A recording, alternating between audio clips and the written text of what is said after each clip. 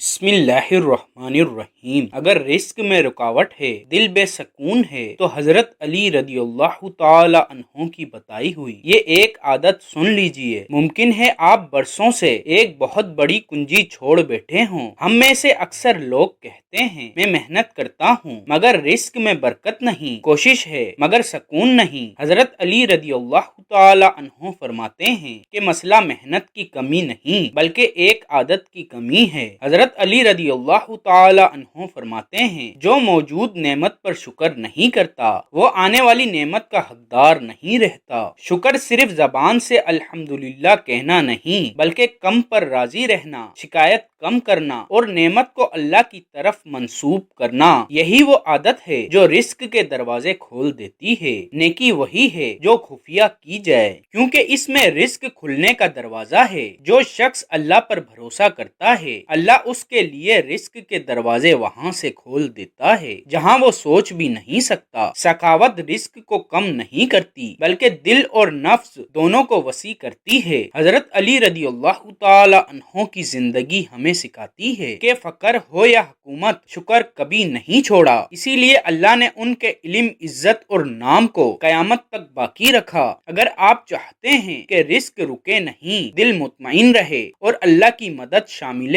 حال ہو تو آج سے شکر کو عادت بنا لیجئے۔ جو شکر کو اپنا لے اللہ اس کی کمیوں کو خود پورا کر دیتا ہے۔ اگر آپ شکر کو اپنی عادت بنانا چاہتے ہیں تو کمنٹ میں صرف ایک لفظ لکھیں الحمدللہ۔